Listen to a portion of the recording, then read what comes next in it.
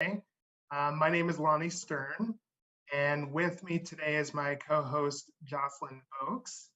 And tonight we've got a special presentation for you. That's right. Thank you, Lonnie. Good evening, and thank you for joining us for the Light Rail Vehicles and Systems meeting tonight. Like Lonnie said, my name is Jocelyn Oakes, and I am a Public Involvement Manager for the Austin Transit Partnership. For anyone who is interested or knows someone who is interested in listening to this meeting in Spanish, please feel free to click the interpretation button at the bottom of the Zoom webinar screen and select Spanish. I will now take a moment to offer a brief welcome along with these same instructions in Spanish. Buenas noches, mi nombre es Jocelyn Vox y soy gerente de participación pública en Austin Transit Partnership. Gracias por estar con nosotros en la reunión acerca de los vehículos y sistemas de los trenes ligeros. Si está participando en español, es posible que actualmente ya esté escuchando la interpretación en vivo. Y si no es así, y desea escuchar esta reunión en español, solo hay que buscar el botón Interpretación en la parte inferior de la pantalla. Oprime el botón y seleccione la opción de español. Más adelante en el programa tendremos la oportunidad de aportar comentarios en vivo. Si desea participar en español, los intérpretes estarán para apoyarle. Quedamos a la orden. Y con su permiso, continuaremos con la reunión en inglés con interpretación al español. Thank you. Let's transition to the next slide for tonight. All right. Well, first tonight we're going to be sharing SWB audio capture not registered. And then we're going to walk through vehicle designs and the light rail system elements and how they work together. And we want this to be an interactive discussion. So feel free to add questions using the Q&A feature, which should be at the bottom of your screen. And we're going to have folks on hand to provide answers. In fact, you'd be surprised how many people are backstage typing furiously to make sure your questions get answered. We're also going to stop at various places during the presentation to get your feedback. And our goal tonight is to wrap up by 7 p.m. Now, before we get started, I did want to introduce our colleague, Dave Kubicek, who is the Senior Director of Systems and Vehicles for the Austin Transit Partnership. And he's going to be walking us through the vehicle designs and system elements portion of our meeting tonight. Dave, why don't you say hello? Hello, Lonnie. Can you hear me and see me? Welcome. I'm glad that you made it onto the show. Thank so you you're very going to be getting to work with Dave a whole lot tonight. Jocelyn, I think the next one's for you. Sure. So slide, please. Please allow me to just a moment to emphasize the following. Our outreach and engagement with the community has been intentionally inclusive. We want to hear from all of our voices in the community. So if you spot a person, maybe a friend or a neighbor, that you encourage to participate for the first time tonight, please encourage new voices to be in this space tonight. This is a safe space where every idea deserves to be considered and every question deserves to be answered.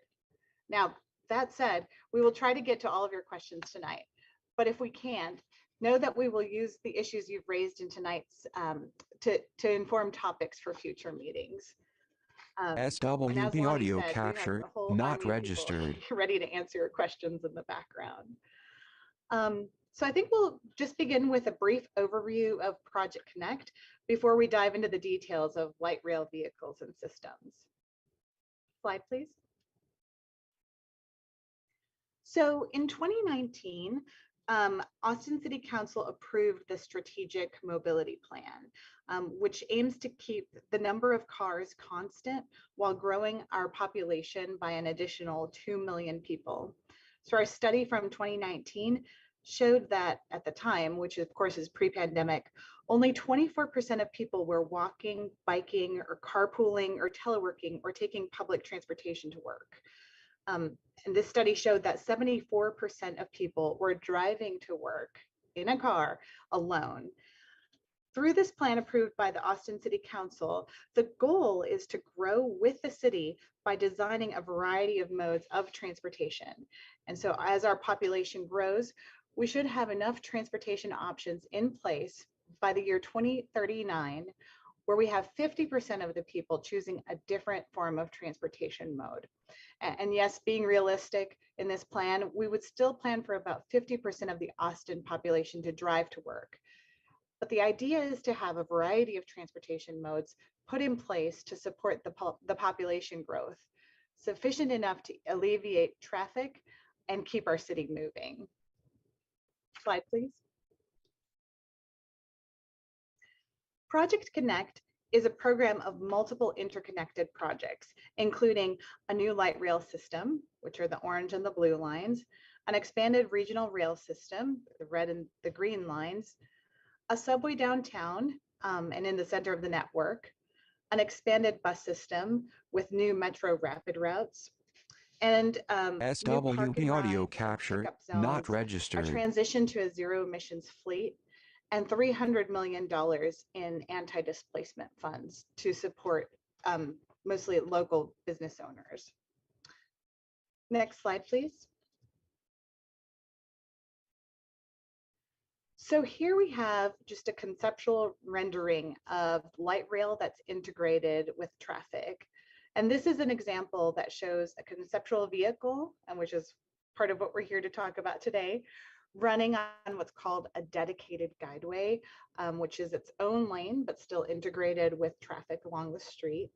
And what this vehicle is approaching, or what these vehicles are approaching is called a center running platform.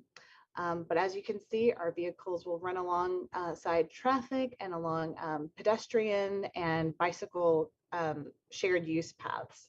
And we're still making room also to improve our city and keep it beautiful by having dedicated tree and furniture zones. Slide, please.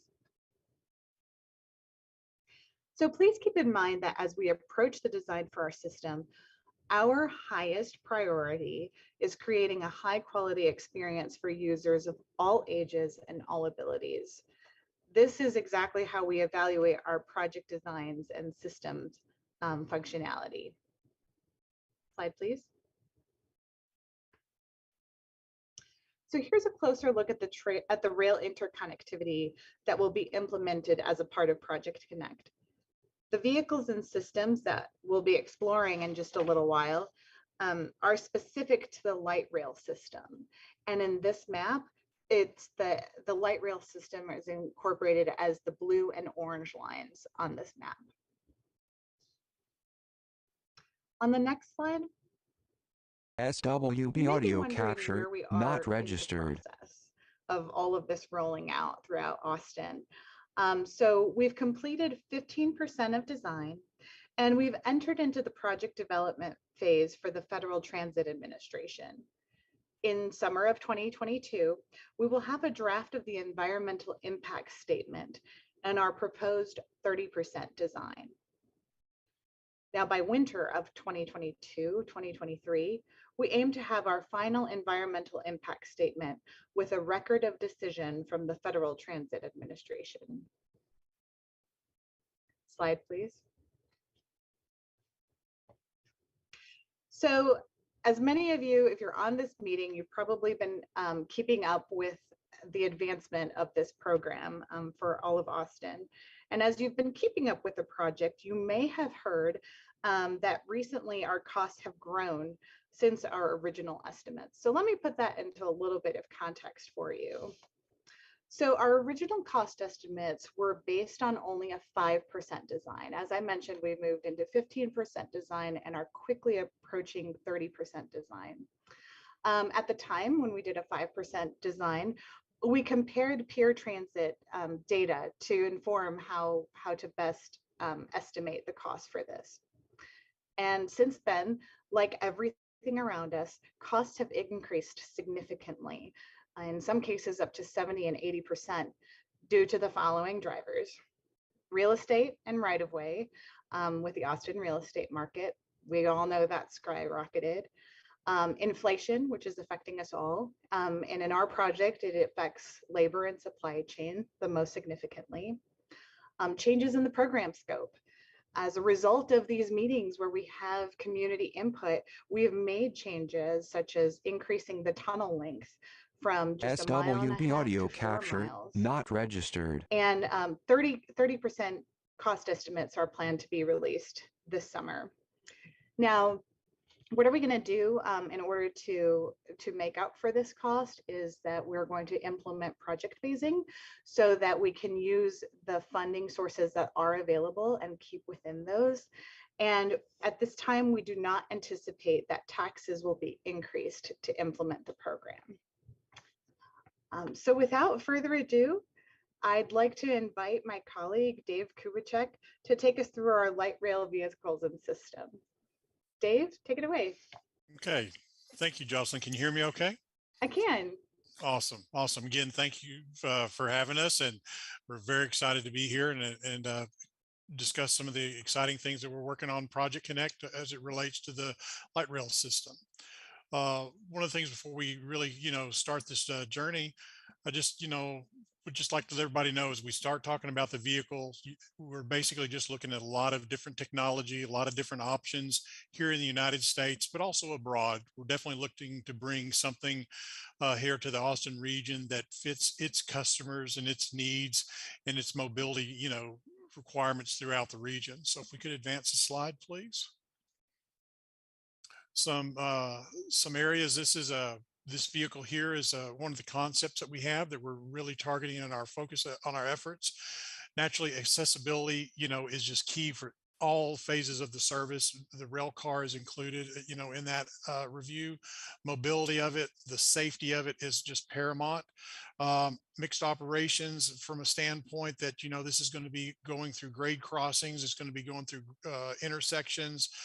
So there's other elements that we really have to provision, around that as well. It's a very diverse environment which these trains will be operating throughout on a regular basis. SWB audio capture, not registered. Slide. What we're looking at here, just wanted to kind of point out one of the things different about this vehicle that we're looking at is we're putting in 5 sets of doors instead of what you would see 2 or 3. The vehicle is going to be a little bit longer than typical, but it's what's really being supported by the industry. And looking at the application here, it seems to be a really, really good fit.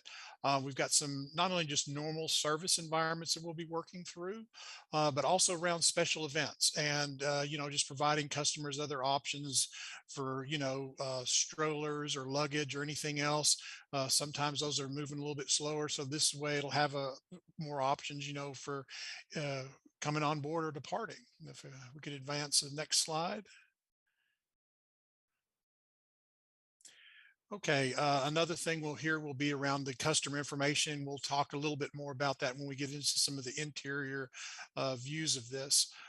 It's important to note that, we're going to have basically illumination that the doors are active and stuff that you can enable and open them. You'll see the red arrows and like at the front end of this, you'll see like the cap metros in orange. You'll also see the orange accent going around the train. From a visibility perspective, that's good. But also since the portion of the system where we'll have blue and orange line operating on the same segment, having this in place along with all the other means that we would communicate, the status of these trains would be very important to basically make sure that people understand the alignment and what their destination is. I would also like to note on the light rail trains versus a heavy rail train or like a locomotive or commuter rail like what we have on the red line. The red line operates in Federal Railroad Administration territory. They're really large locomotives. SWB audio capture, not registered. Different crash-worthy designs, and they also intermingle with other freight applications. For our light rail alignments, these trains are definitely a little bit smaller. Curves are a lot tighter.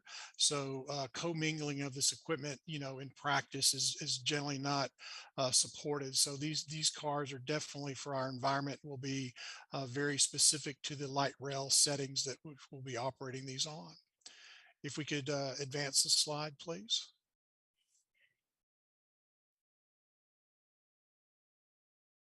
Okay, just wanted to provide kind of like a general cutout. It's kind of hard to understand, the magnitude of what's taking place. And we'll have some other, like I said, some other interior views, but this cutout we hopefully will be helpful that um, basically all the elements that are really involved in this: seating, access, customer information, signage, other doors, the flooring levels, the flooring height. The other thing is when we note around 100% low floor car, this is a good example of this, is that basically if you look at it from end to end, from operator's cab end to end, we basically have no steps involved. Level boarding, to maximize mobility opportunities for that. If we could go to the next slide, please. Okay, super. We've got some various interior shots that we just wanted to kind of share with you as well, a little bit closer. We'll start at the bottom. We're definitely going to have some type of accent, for priority seating and everything else. There's a lot of options and stuff out there. So nothing is what you're seeing is necessarily finalized. Again, this is conceptualized. We're at 30% phase. There'll be a lot more input and stuff, from customers, that are going to be needed along this SWB audio journey. capture, not Definitely, registered. seating types, seating colors. We have also stanchions, grab rails, making sure that everybody, has ability to either stand, or if they choose to seat, or stand, or if they choose to seat, they have as many options, especially if they want to reposition themselves in the train or while things are going, because this is all about mobility. Next slide, please. Okay, we just wanted to kind of also, point out different seating configurations and the open gangway. Sometimes that's when you hear people reference that, basically all that really means is like what we showed on the prior slide, is that basically it's just an open area where you have to walk from end to end and you don't have to go through any type of doors. The other thing we also wanted to kind of point out, that we know that the bicycles are a huge element, in the region, and so we wanted to make sure that, that we start the dialogue around making sure that we provision for bicycle storage, during the use of our services. If we go to the next slide, please. Okay, on this one right in here, we just we talked a little bit about this early on about, just information and safety elements, as a whole.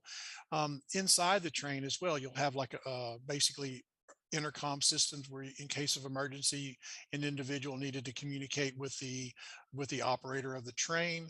We're going to also, on these train sets, we're also going to have up in the top, up in the header panel, and then also if you see on the roof, we're going to have a lot of information about, where the train is at.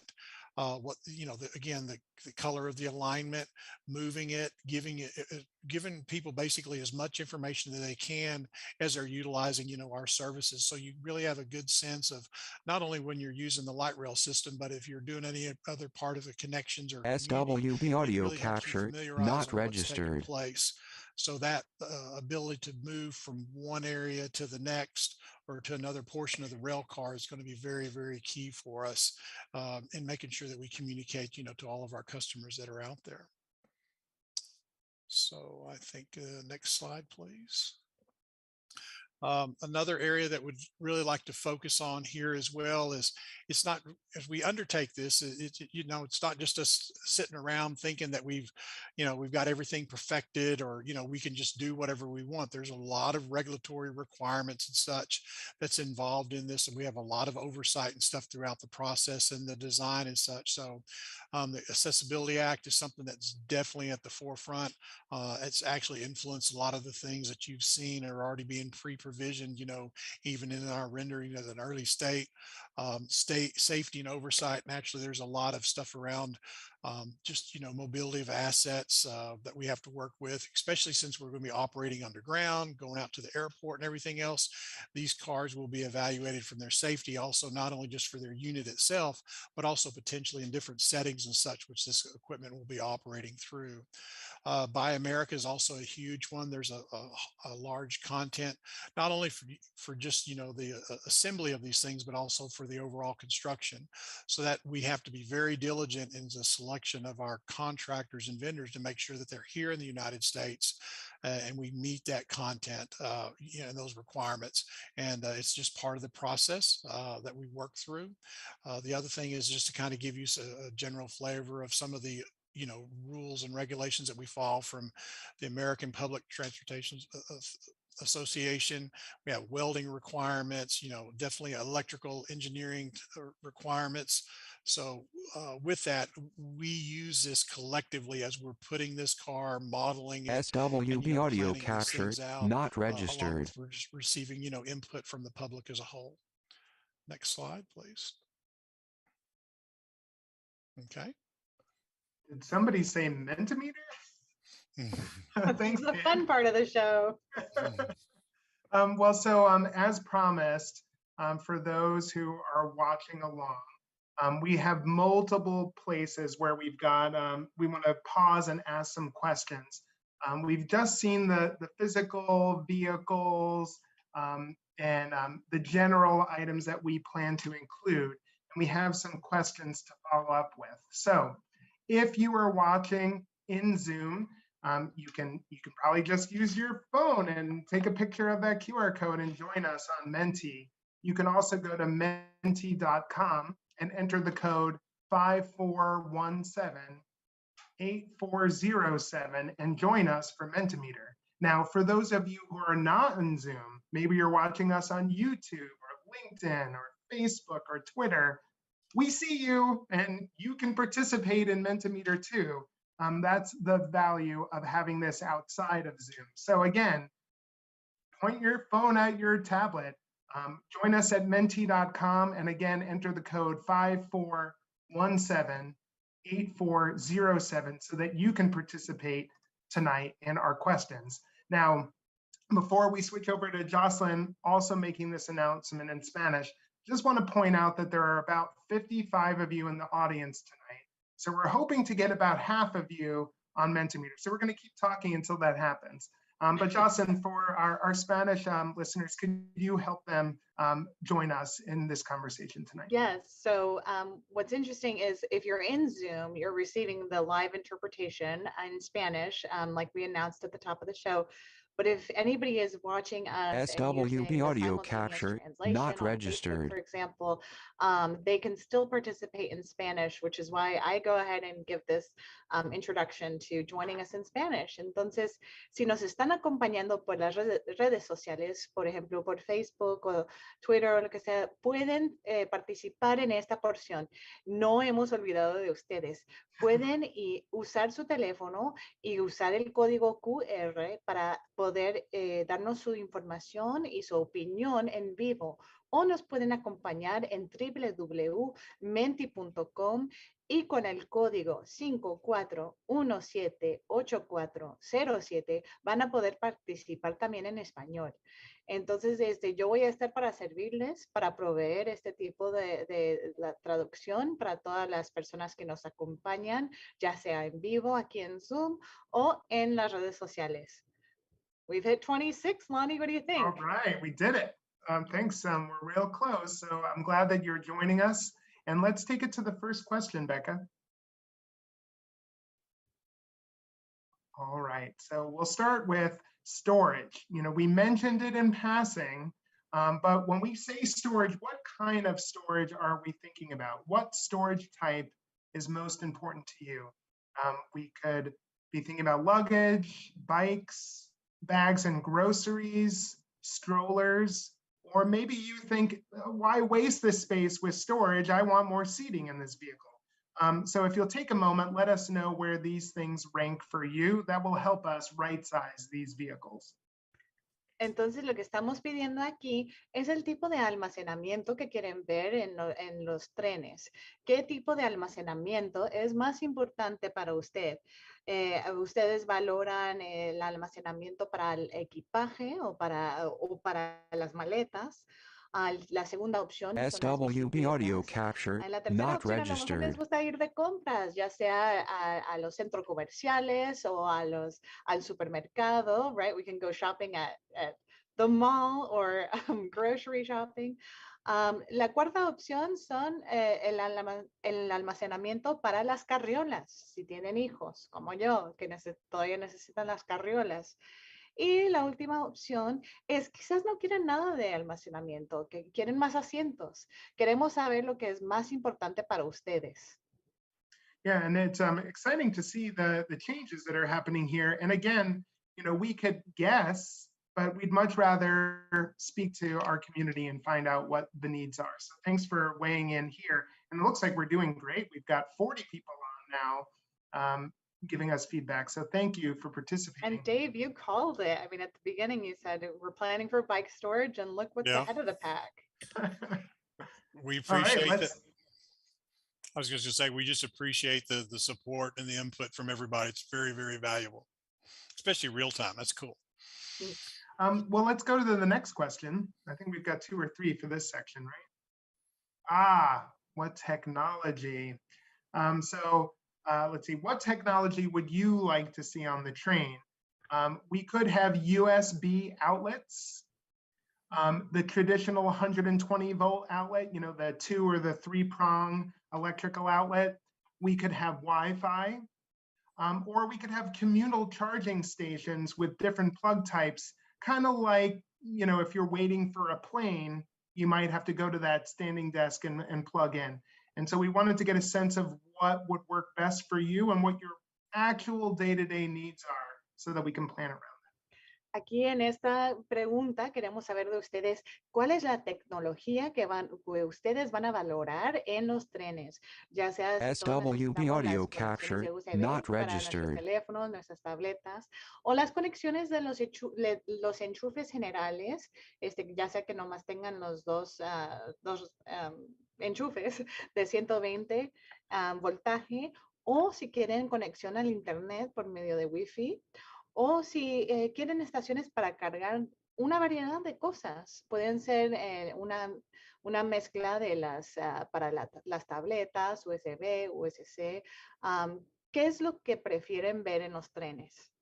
And right now, I don't think it's a surprise. It's one of my favorite features in our rapid buses is having Wi-Fi on board. I can always be sure to send a few emails before I get my work day started in the office. And I think it's important for the audience to know that these aren't mutually exclusive. It's not like if we have Wi-Fi, then you can't have any of the above. We're just trying to get a sense, of where things rank in importance for your daily commute. So it helps us make choices as we move forward. So thanks again. I mean, everybody was very quick with an answer on this one. I'm glad to know that. Let's see, do we have one more question in this section, or are we moving to Mentimeter later? Oh, we do. Great. Jocelyn, did you want to start us off, or did you want me to read this one? Sure. Yeah, no, for this third question. So what type of information would be useful inside the train? Aquí queremos saber qué tipo de información les sería útil adentro del tren. Y aquí ustedes pueden poner sus respuestas en español. People can type their answers in English or in Spanish.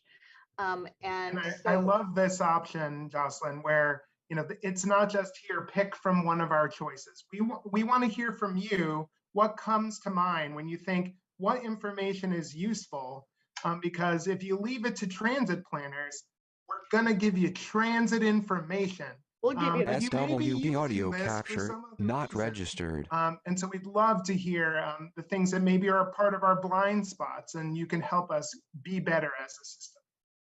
The other thing we love to draw on from our community is if you have lived or visited different cities around the country, around the globe, and you've seen best practices, help us know what those are. Help us build the system to be useful for our community. And Becca, could you help to slide a little down this page so we can read some of these? I see the direction of the train and maps, arrival and estimated departures. Let's see, delays, the terminating station, I guess where this train is headed. No ads from personal injury lawyers. That's a great one. What don't you want to see on our train? Thank you. I appreciate that. Yeah. Let's see, we've got a lot of requests about the upcoming stops and arrival inside the vehicle, which is interesting. and then the connecting routes, which, you hear that on overhead a lot, but you don't often see it displayed. Timing, so I'm assuming how long it'll take from stop to stop. Austin sites, Moody Center, maybe your destinations at a station is what I'm seeing here. Connections. Thanks. There's somebody saying they like what's on the Metro Rapid today. And so perhaps if you haven't been in a Metro Rapid since before COVID, you haven't seen the new screens that are up there. Oh, I like the TSA line wait times if you're going to the airport. I don't know. I might get stressed out on the bus if I could see that wait time. Make it go faster. Let's see, weather, activities going on in the city. It would help sometimes SWB to know, audio capture, not Reggae Fest is registered. going on, and that's why there's fencing around the Long Center. Let's see, ETA, handicap information. Lots of requests about sites of interest, which is interesting. Seating availability. That is interesting, Dave, especially when you have one low floor vehicle and you're not going from car to car. It might help to know if there's more seating in the back of the train, it sounds like. Yes, sir. Poetry and nonprofit services. That's great. Part of Cat Metro Cares program is to advertise for free for social services currently on our buses. So it's one of my favorite programs that Cat Metro has. Let's see, and then again, nearby essential public services, so making that part of the attraction list possibly as well. All right, and it looks like just about everybody's submitted. So I think that, so we are collecting all of these. Again, if you are watching at home, you can participate at menti.com using the code on our screen, 5417-8407. And it's important to note that this isn't just in Zoom. So you can keep answering this question, even though we need to move on to the next slide to stay on time. So I just want to say thank you to everybody for your participation so far. We're going to come back with another Mentimeter section, and we will have some open mic Q&A time too. In the meantime, if you have questions, feel free to put it into the Q&A feature at the bottom of your screen.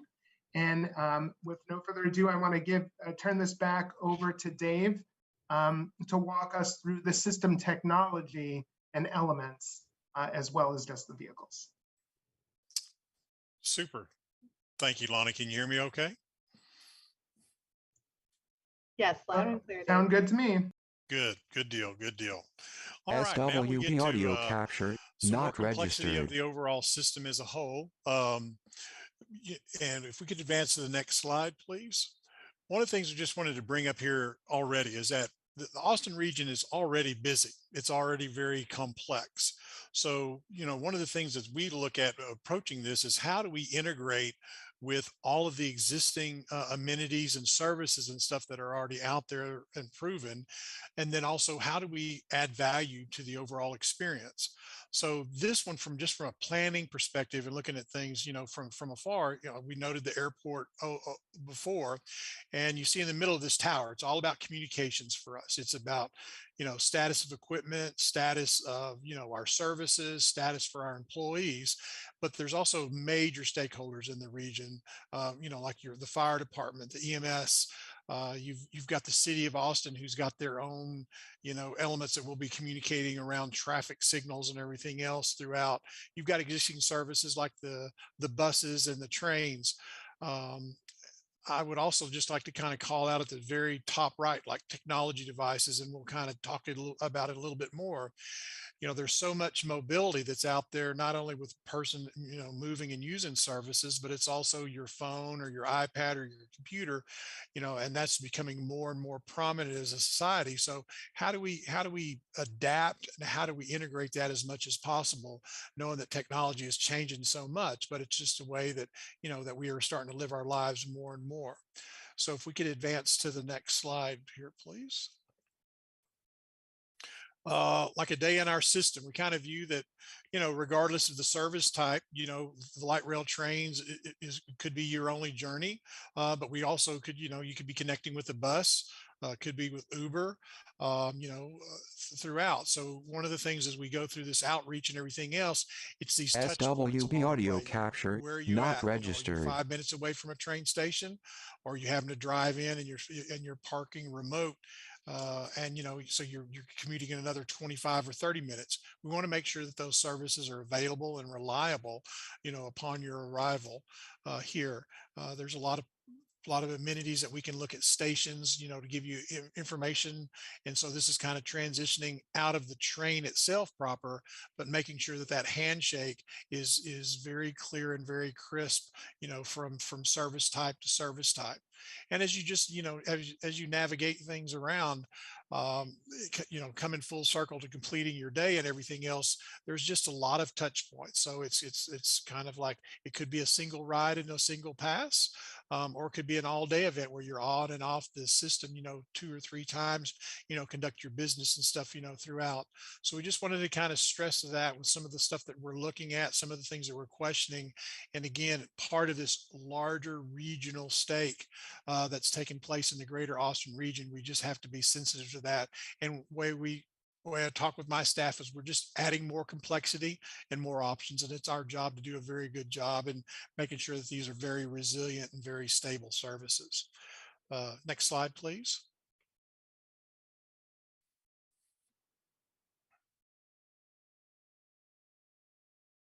Okay, hopefully this won't be too difficult right in here. It was a little chatty on our part. Should we really, talk about this?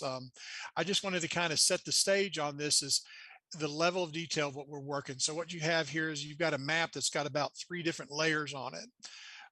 And we've have other layers that we look at, but let's look at the stuff in region, just kind of like a Google Earth or satellite view. And then what we did is we imposed, the alignments, the existing ones, on the red line up to Leander. SWB audio capture, not registered. This totality, the lighter purple shade, that's kind of like the existing service territory that we've kind of lifted off of the information that we have here. And then, like I said, the blue and the orange lines, you see those depicted as well. It's about radio communications. The theme of this is about, the voice communications, whether it's a fixed radio in an asset or if it's an individual that's working with a handheld. It's very, very important that we're able to, interconnect, with all the services throughout the region. The other thing of it is that on the voice radio, since we'll be underground, part of our effort will actually build an underground network for voice communications. And yes, it's generally asked, our provisions is day one that a mobile service will be able to work underground at the station and throughout the tunnels and stuff as well. But just to kind of give a glimpse of some of the things that we do, and we do other overlays with this, like others, communication, the quality of this, but it just, like I said, just to kind of get a general sense that how regional we're really approaching this, and not to overlook, the uniqueness of each area that we go through, but it's again, it's that total service from door to door. So if we could advance the slide, please. Okay, for our train control, how we, manage our train movement and the safety and stuff that's related around that. There's a technology that we're targeting and looking at is called communications-based train control. And communications-based train control has been around, for a few decades, but it's really making a turn over the last 5 to 10 years. Larger agencies, existing agencies, everybody's upgrading, to this level of technology. It provides a lot of benefit. SWB audio capture, not registered. We know where the equipment's at. It manages the density very well. Whenever I say density, it could be, we have to look at the way the train and the train system works in the morning when we have a lot of trains out there on the service. But it also impacts us whenever we're looking at, say, for instance, an off-peak time frame, whenever the service is a little bit lighter. So this system has the ability to know where every rail car is out there and is managing. And this is one of the technology platforms we'll be looking at, also communicating with the city of Austin on their traffic signal system and everything else to maximize our time. The traditional circuits, we kind of call it like a block design or a loop design. And some of these things were in long distance in the thousands of feet, and you just knew where you were at, what block you were in. But this train control system here is going to know within a matter of a couple of feet where we're at. The other benefit of this as well is it's also for the safety side of not only for individuals as we're looking at controlling for, say, for instance, when we stop at a train, platform screen doors for the underground stations to help improve safety for individuals that potentially might want to get in the right of way, or or a trip or something like that happens. So we have to make sure that we stop this equipment very accurately, so that way the doors line up from each side. But the other element of focus of this is also for our employees, because there's also maintenance that has to take place. And we have the ability to basically introduce commands if we have support equipment out on the right of way or out in the track area, or if they're working in the tunnel and everything else. That way, it's not only the trains know where they're at, but they also know where they can or cannot operate at, or if we have to hold somebody in place. So this will be a really nice fit, for our services. And there's other benefits, like I said, just from a SWB audio reliability and safety capture, perspective not that really registered. are coming to the forefront as we evaluate this further. Next slide, please. Okay, look, we're talking a little bit about the underground. This is just a kind of a cutout. What's amazing is that everything that we do above ground, we have to do below ground. The main difference of it is we just don't have as much space, and you just don't have as much options. So, but the importance of these things are super, super critical. If we could advance the next slide, please. For example, some of the things that we've got here up on the top, we're showing like overhead catenary. And what catenary is basically it's where the basically where the car gets its power. For underground operations, naturally, it's some area that we want to make sure that we got full sustainable power all the time, to the light rail vehicles. Just, from a safety element, it's just paramount. That we make sure that we keep everything charged and everything as operational as we can. If we can advance to the next slide, please. We also have like emergency walkways. So what are those? Those are similar to what you would be on, say, for instance, like on a sidewalk or whatever. But, in case there are emergencies, and they do unfortunately occur, the worst thing that we could do is not provision or not plan for those type of things. So it's really about how do we get individuals, off of that train? How do we get individuals, to a safe place? And also how do our workers go around maintaining this? There will also be lights and everything else underground to kind of keep things, illuminated. There'll be minimum requirements and such, because most of the time, the trains are just operating, through it as they normally should. But just in case of emergency, you do have to have those provisions and stuff in there. SWB audio In this capture, tunnel, we're going to not have like registered. drainage pumps. Naturally, we talked about the radio. There'll be security cameras. We'll also, a lot of our communications and such will be, funneling through this, as well as we can keep all of the rail alignments and elements, connected, throughout. So it's just a continuation, but it's definitely a lot more condensed, and it's something that we really, really have to pay attention to our details. Another thing on this would be about tunnel ventilation in case of like a smoke event or a fire event. It's not only just about the ability to evacuate that, but it's understanding where the equipment is at, but also how do we have the ability to potentially direct it away from individuals or trains and everything else. So that in itself, working with the fire department and, the experts that design and build these tunnels, these are other things that we'll have to, account for, and also ensure that they're integrated into the control center, which oversees all of the rail operations. So if we could advance the slide, please.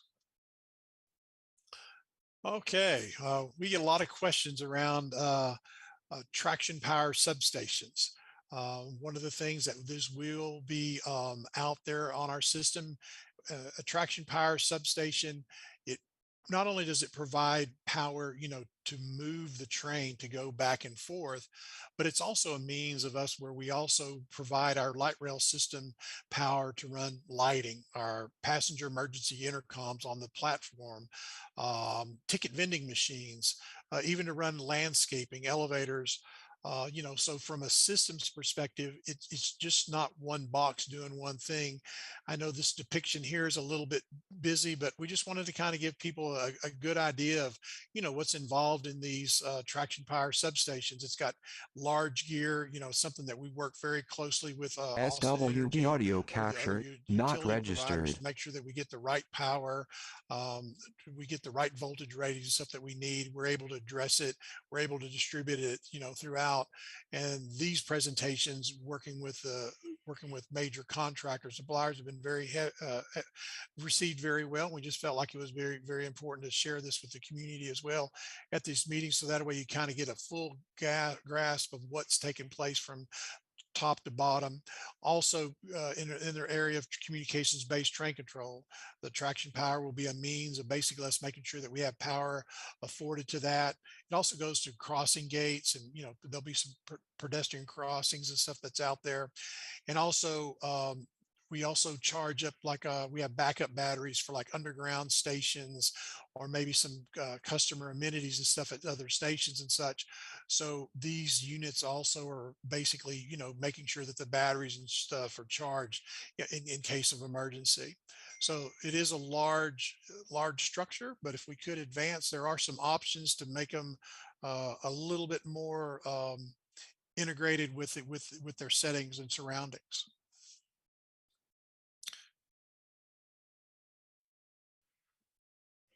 Okay, so one of the things that we just wanted to kind of touch base on this is that basically when these substations or any equipment stuff that we really, provide, there are a lot of opportunities and there's a lot of options that's done, here in the United States and globally throughout. So we just wanted to make sure that as we put in this infrastructure, it's no different than, in some ways kind of like building a house. You build a house, but, sometimes you want it a certain color. Sometimes you want to have a certain type of fence around it or a certain type of lawn and everything else. So as we look at this from a systems perspective, again, we're going to be prioritizing the resiliency of the system, the safety of the SWB audio system, but we captured, also not recognize that, registered. it needs to be part of the community based off of some of these locations that we're going to have these to basically support the rail network as a whole. And if we could go to the next slide. This also hopefully will kind of give you an idea of the substations that we might have that could be, say, for instance, like a traditional box. Kind of, we're looking at things to be prefabricated and shipped and dropped in place. And then from there, there are options also where you can put different fencing or different landscaping, or even different type of structures dependent upon its application. So we just wanted to make sure again that everybody is aware that it's not only just the resiliency of the system and the reliability of it, but we're also again trying to be as sensitive as we can to the setting of these things and adding value to the community, because at the end of the day it's a complete system that we really want to continue to champion and foster here. So if we could go to the next slide. Okay, the shop and yard is something that's already kind of been talked about previously. There'll be a larger presentation. We just wanted to make sure we kind of touch base on this as well from a systems perspective. It just doesn't stop at the orange line and the blue line, or any of the rail alignments or whatever. We are behind the scenes on everything. So there's power at the shop, there's lighting at the shop. There's lifts and stuff that are involved for electrical controls. There's maintenance considerations. You see at the top right, there is, like high rail trucks and everything else that are involved to maintain this. How do those things fit on there? What are the clearances involved? Are employees, what elements do we need to make sure that employees are trained on to take care of it?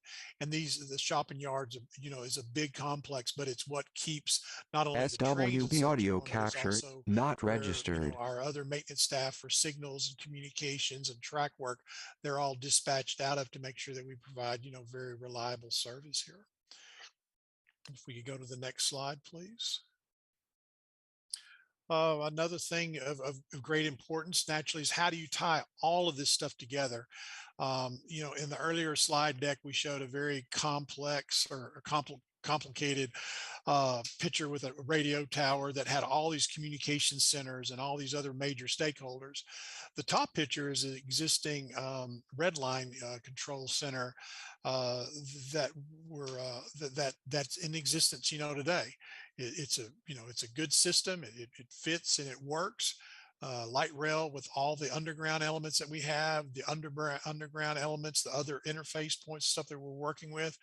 The picture that we have on the bottom here kind of gives you a little bit more of an insight on probably the complexity of what we're going to be integrating and what we're going to be communicating with. Again, I can't stress that we're going to know where the equipment's at, the status of these major systems and stuff out there. It takes a great workforce of individuals and stuff to work these things. It'll be manned 24/7. I mean, it is to work in a control center. It's very busy, sometimes a little stressful when things are not working correctly, but it's something it's almost equivalent to almost like a hospital or some other major amenity. It's just a place that never shuts down and there's always something going on, you know, throughout. And so making sure that we have the right data points in the right setting and the right events for our staff to work through is going to be very, very paramount as a whole for the system. And I think one more slide, please. There we go. Well, thanks, Dave. I really appreciate it. And throughout your presentation, there were lots and lots of SWB audio questions that captured, came up. not registered. So we're very excited about that. Hopefully, some of these things are already arriving on your screen as answers. For other folks, we may be bringing these onto the screen as well. But for right now, we're going to take it back to Mentimeter. Because we got a few more questions for you, and I hope that you can join along with us. Again, if you are watching both in Zoom or maybe you're on social media, you can join us on Mentimeter. And I wonder, Becca, is it possible to put that QR code back up just so that way those who've got a phone can just take a picture of that QR code there. Or you can go to menti.com and enter the code 54178407 and join us as we go through this next section with questions. Una vez más, para los que nos están acompañando en las redes sociales, queremos invitarles a usar este código QR para poder participar en vivo. También nos pueden acompañar en www.menti.com y poniendo el código 54178407 va a poder participar con nosotros en vivo. So we are back up to 34 people. Great. Great. That's it's wonderful. I know we've got about 55 people still on the broadcast, so thanks for being with us tonight, and thanks for joining in and giving us your feedback. I will tell you that after this section, we're going to transition to opening the mics more generally for Q&A. So, you know, I'll draw some of the questions that people have been asking in the Q&A, and I've got them on screen here. But also, if you would like to speak on the mic tonight, I have made it possible to raise hands. So if you would like to raise your hand, you can always be in the queue for that SWB audio opportunity captured, too. not But registered. with no further ado, let's jump to the Mentimeter questions that we've got on. These are all the ones we already went through, and so the next one is, I think, is a little bit more general. Let's slide on through the next question, Becca. Oh, it's already here. Here we go. Nope, the one before, but people are already jumping the gun. And oh, wow, they beat us to it. All right, so what do you like about the vehicle and systems we walk through tonight? We left this open-ended because we wanted to hear, you know, what are the first few things that come to mind? And certainly you can add more than one if you like. And then Becca, if you want to help slide through, we could, you know, kind of feedback some of these answers. Considering a wide variety of options. Aquí en esta pregunta queremos saber qué es lo que les gusta sobre estos vehículos y los sistemas de los trenes ligeros que hemos visto en esta tarde. ¿Qué es lo que les gusta? So what is it that we like? So better to have the longer vehicles with 5 to 7 segments. They like the low floor without stairs. That it's connected. The platform screen doors. You know, a lot of times people talk about those platform screen doors for safety, and I always think air conditioning. Air conditioning. Especially in the subway portions, that's going to make that possible. You step outside today, yeah. I was going to say another option for that on the platform screen doors that we're looking at is to provide more customer information as well, real-time boarding information as well. So we view that as kind of like an open canvas opportunity as we integrate that technology as well. But no personal injury lawyers, right, Dave? I saw that a couple of times. That's very nice. Let's see if people are also commenting audio about capture, the features not we registered. talked about tonight. The bike storage, Wi-Fi. I mean, I'm generally getting a bunch of thumbs up on this one. Of course, we're going to turn the tables in a second. So right now, it's all the things you like about what we've talked about tonight. The size of the vehicle, that it has room for growth. Someone else says they like that we're thinking about groceries and storage generally. And I think there was a lot of discussion. You know, we spent a lot of time behind the scenes, so thank you for appreciating the TPSS and catenary discussion. I think, Dave, you did a great job of explaining that this is a context-sensitive thing, so thank you. Yes. For that. And then storage again, and then substation walls.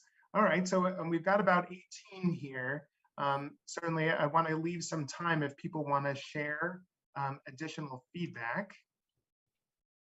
I think it's interesting, this comment that says that they like that the walls are matching their surroundings rather than being sterile and out of place. What we're going to want as we get further down in this design is community input on what is going to make these walls just a part of our community, a part what's going to make them fit in, and what kind of resources do you all have to, you know, contribute just your wealth of knowledge to what those could look like to seamlessly fit into our community. Yeah, and luckily we already have examples of metro arts around the city. If you've been to Republic Square, you might have noticed a big mural at 5th Street and Guadalupe, and that's part of the Metro Arts program. Other murals are around town, but certainly we try to work with local artists, and we also try to work with local communities to capture what would best add to the community and fit in and identify. SWB audio capture, so, not registered. Definitely a lot more options to get involved with that as we move forward. Well, let's go ahead and flip the coin. I think our next question is the other side. What things would you like to see, or you think we might be missing from what you've heard tonight? It looks like people have already started weighing in. And so we'd like to hear from you. What are some opportunities for us to cover something that maybe you haven't heard about tonight? Aquí lo que queremos preguntar, o lo que estamos preguntando, es ¿cuáles son las opciones que quizás no hemos considerado todavía? ¿Qué es lo que nos falta en esta presentación? Right. I sure would love to see some answers in Spanish tonight as well. It's always very exciting. Yeah. Let's see. We've got some folks talking about more seating generally. So, you know, there's definitely a balance between people with luggage and people who want to sit. Maybe if we make the seats big enough to handle luggage, we won't have to decide. You can sit with your luggage next to you. Let's see, solar power for trains or stations or systems. That is interesting. I've seen solar indicated in other meetings like Metro Rapid stations. I also saw a solar treatment for the Pleasant Valley station, but we haven't talked about it really in context to our light rail vehicles and stations. So thanks for bringing that up. Let's see. let's see, large areas of the map shown are missing rail access. It's true. Project Connect is a program of projects that includes lots of different modes. So rail may not be specifically coming to your part of the city. SWB but audio a capture, bus will be not there, registered. or Metro Bike will be there, Or a or pickup zone. pickup will be there. So that way we can connect you to that service if you need it to get to where you're going. Let's see what's further down on the page, Becca. I see more answers coming in. Seats, places to strap in a stroller or car seats. That's really interesting. I think it's so funny. There's so much effort in a car, but when suddenly you get on a train and you don't need a booster seat or a car seat anymore. Yeah, so you thanks just for carry bringing- your kids. Let's see, no reason not to have a top speed of 65. All right, so interest in faster train. I think there was some conversation in the chat we'll bring into the discussion too about that. Running off the wire or running battery power, there wasn't really much discussion of that tonight. Thanks for bringing that up. How will ticketing work? That's going to be an important discussion that we'll have a little bit later. This is really just the vehicle itself. But for those of you who've been watching with interest, there is a fare study going on, and there will be a larger discussion about how fares will be treated for bus riders and light rail riders and regional rail riders. And we'll very likely get into those ticket vending machine discussions there. Let's see, how will we recycle and dispose of batteries? It's an interesting question we can bring up tonight. Pay options, places to put electric bikes. I think this is an important point here, Dave. I know that when people think of the buses, they think of putting the tires in a well. And so electric bikes tend to have thicker tires. I think that the bike racks in the larger electric SWB metro audio rapids now, capture, they have hooks, not the registered. way that there are currently hooks on the red line. And the hooks don't care how thick your tire is.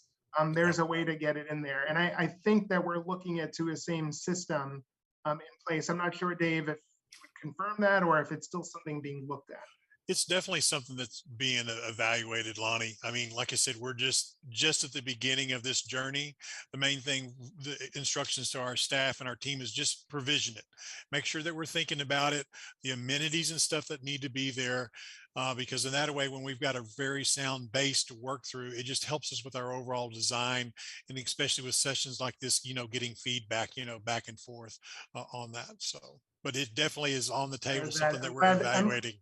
I'm glad to know that the audience, your comments today are getting in front of the exact right person. That's right. Who is considering this tonight. So thanks for bringing it in. I see a few more that are close to my heart. I should just mention first, Apple and Google Pay. You can already do it with the Cat Metro app, so we're certainly planning to continue that. And in addition, ensuring identification is easy for colorblind people.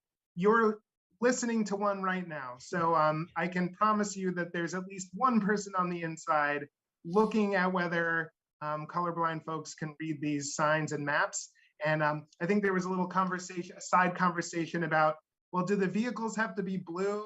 Because then it'll be hard for me to tell if it's the blue line or the orange line.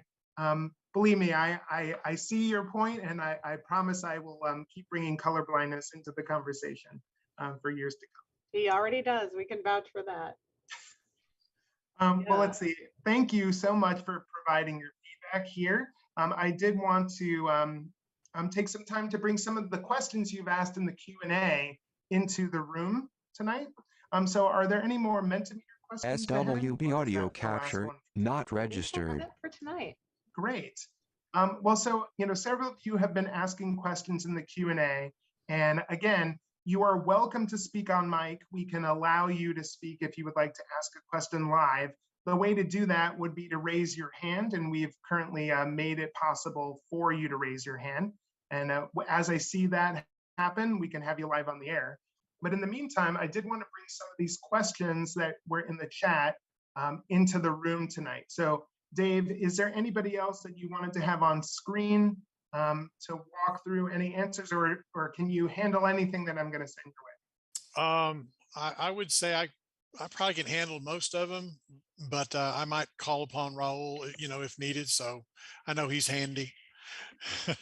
He is typing furiously. Yeah, I see that. So let's see. I'll start at the bottom and we'll go here. So there was one question. Sometimes these events bring providers to the discussion. So there was a question about, when do we expect to procure these vehicles?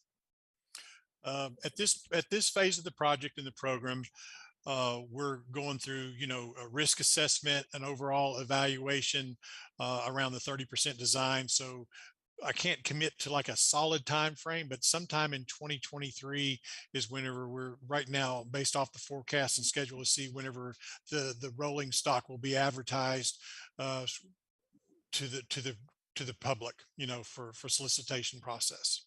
And I would recommend to anybody who's listening, who's interested in applying during a procurement, your best bet is to log into Planet Bids and become a vendor for Capital Metro and for the Austin Transit Partnership. If you go to capmetro.org/vendors, you can find a direct link there, or again, you can go to Planet Bids. SWB audio capture, not registered. Let's see, so I'm seeing several questions here, Dave, about the pros and cons of low floor versus high floor. In particular, there were questions about the capacity and also speed when comparing high floor, low floor. And I was hoping you might be able to shed some light on our thinking about low floor and addressing some of those pros and cons. Absolutely. I know time is precious, so I'll be brief, but I love talking about this stuff. So, well, what I would say this much for the low floor car, one of the things it does geometrically is basically it just keeps everything lower to the ground. So if you have a high block, that means the station platform is going to be up in the air, pretty tall. Then you have to be very, considerate about how do you get people upstairs, or potentially, ramps and stuff, for that. So there's an infrastructure, element that has to be factored around this question.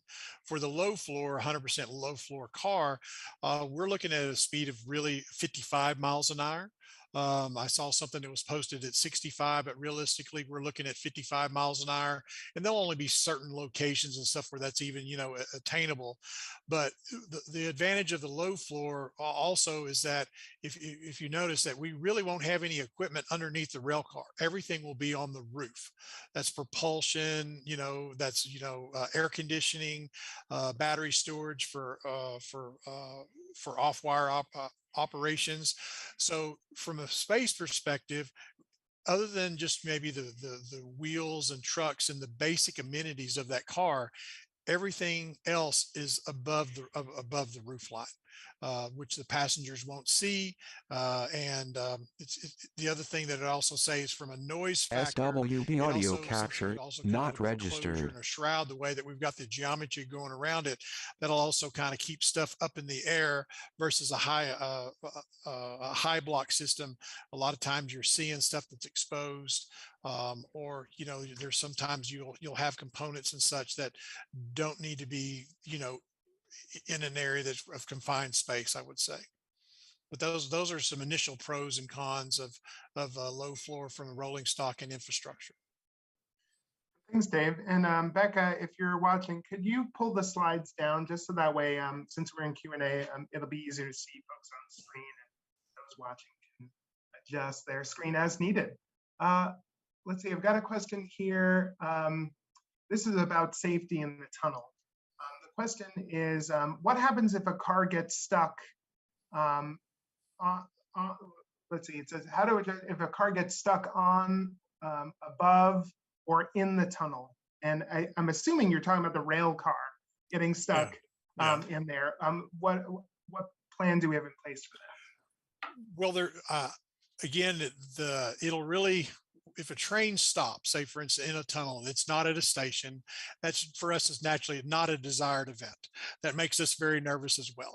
So, uh, we really want to be moving through the tunnel throughout. But if something like that, does occur, we'll have operators that will be inside these trains, and these individuals will be trained on how to move things or move the equipment. So we've got a couple of options that are in place here. One, the operator, like I said, naturally will be there. We'll have redundant propulsion, systems and stuff that's on this. So if we had a propulsion fault, somebody could get it cleared, we might be able to turn off a portion of that propulsion package that's on the car and really limp it back or ease it back into the platform and get it out from below grade. SWB audio capture, Again, not that's one of the radio registered. communications that we were stressing quite a bit.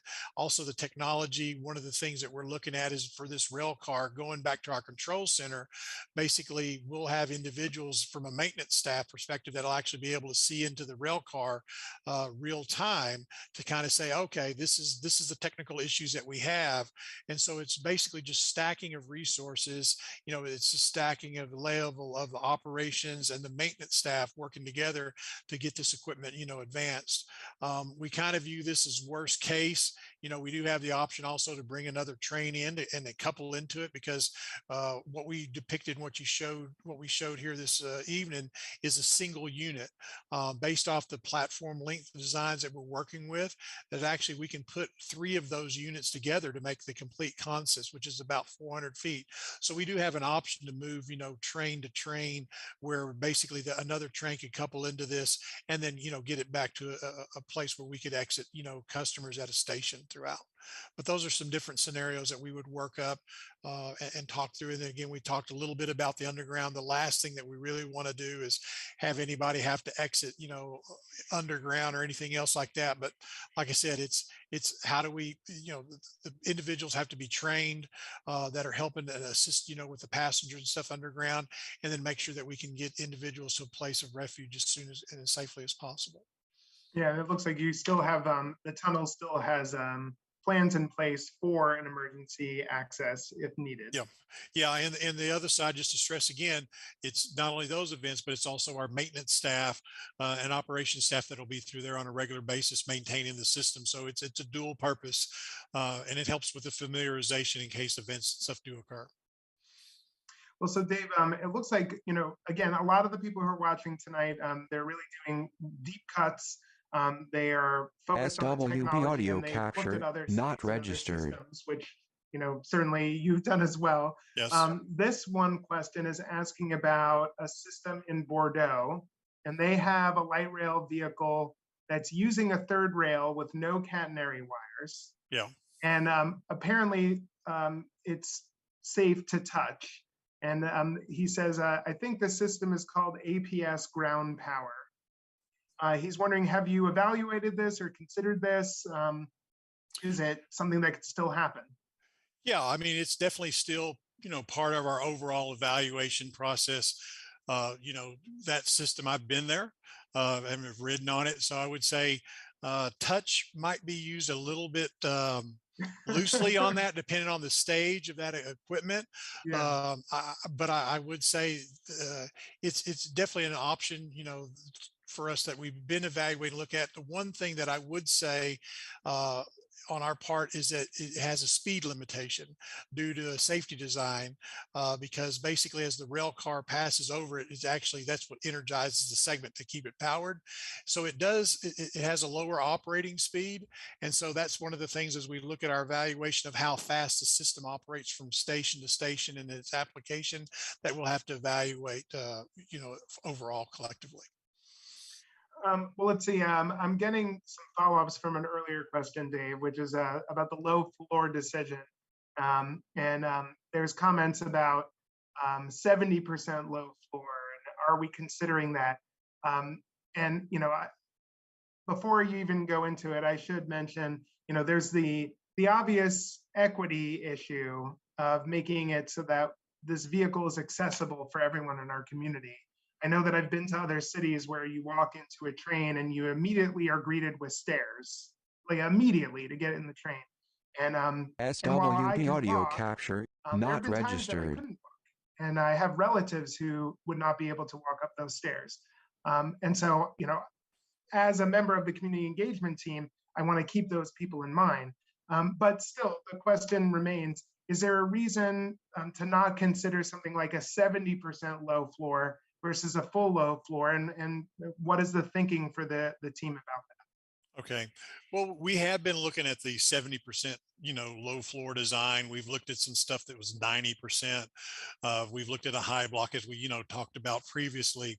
One thing I would say, and you brought it up, it's really about the stairs. It's a matter of basically that whenever you have stairs, not only is there a mobility limitation, but it also impacts the way that you are able to design the rail car to exit, how you do the interior layout and everything else. I think the red line, it definitely has what I would say kind of the commuter rail line has kind of like a 70% low floor design, and it works well. It is functional. I'm not going to, dispute that at all, but the 100%, for us, basically just maximizes the mobility, maximizes the seating access to that.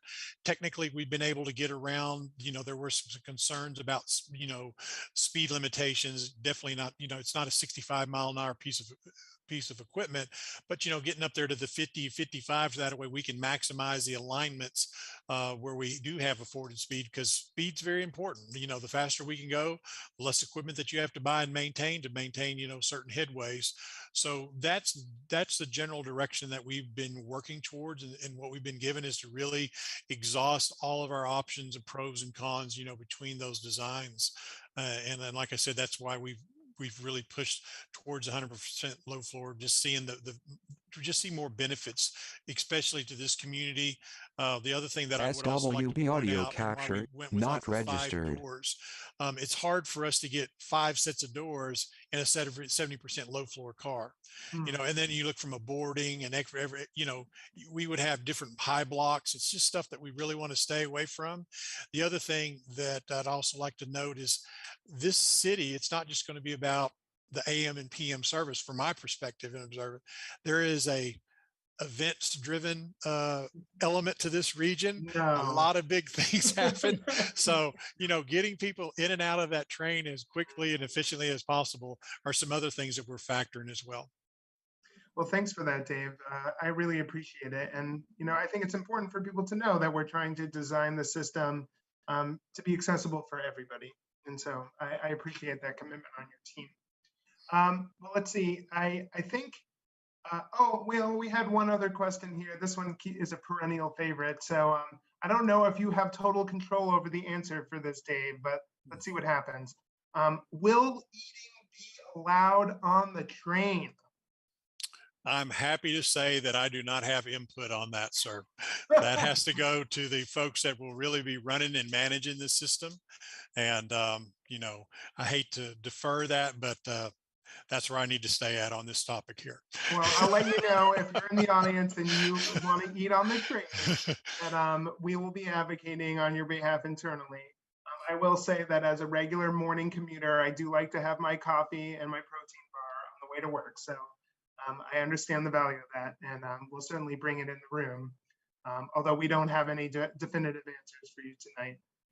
Well, it looks like we're getting towards the top of the hour. I don't see any hands up. So if this is your last call, if you would like to ask a live question, you're welcome to do so by raising your hand, and I can recognize you. Otherwise, we're really at the SWB audio end of our capture, program for tonight. not registered. It's probably exciting for some of you who want to go have dinner with your families. And so with that, I suppose, if I don't see any other questions, then I think this might be the time for us to say thank you most sincerely for attending today's discussion on vehicles and systems. We hope you found it informational. We hope you found it valuable. And as a reminder, we've got several more community conversations coming. We're going to be working with working groups more this month. I know that we've got some upcoming meetings, including the drag coming up on the 4th. Let me make sure I got the right date here before I say it. So we've got the drag working group on June 14th at 5:30. We also have a subway stations overview scheduled for Wednesday, the 22nd at 5:30. You can always go to projectconnect.com. At the top of the screen, you can click on the Get Involved page and sign up for any of those events there, or take a look at our social media or newsletter coming to you. But with that, I'd like to say thank you again, and good night, and I hope to see you out there. Bye, everybody. So long, Bye-bye. everyone.